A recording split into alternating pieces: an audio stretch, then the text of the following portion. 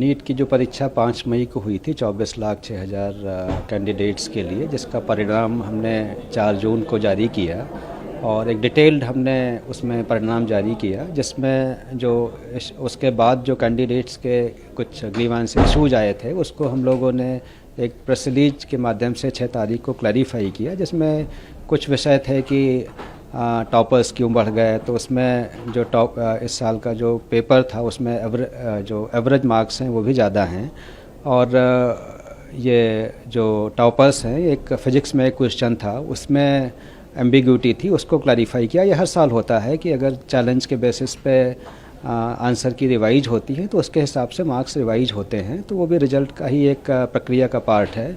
तो उसके बेसिस पे कुछ लोगों के मार्क्स बढ़े और एक जो प्रोपोर्शन एक इशू आ रहा था कि ये कुछ कैंडिडेट्स जो करीब पूरे जो हमने 4,750 सेंटर पे 24 लाख लोगों के लिए कराया था, उसमें 6 सेंटर्स से करीब 1,600 बच्चों का इशू आ रहा था कि इनके जो है मार्क्स, और उसमें पर्टिकुलरली एक सेंटर के बच्चों के मार्क्स ज़्यादा बढ़ गए हैं।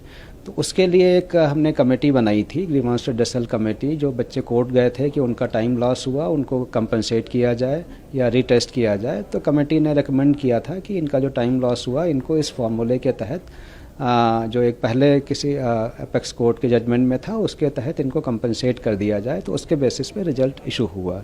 अब जो है इसमें एक सेंटर से ज़्यादा आ रहे हैं बच्चे, इस तरीके का इशू है।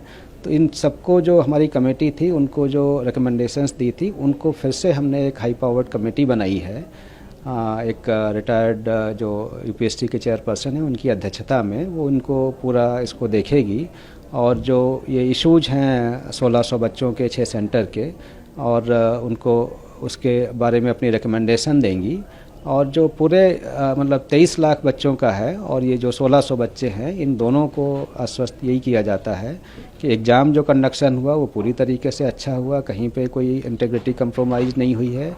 जो इशू ये 1,600 बच्चों के कंपनसेटरी मार्क्स देने का है, इसको रिविजिट करेंगे और जो कमेटी रिकमेंड करेगी उसके आधार पर निर्णय लेंगे।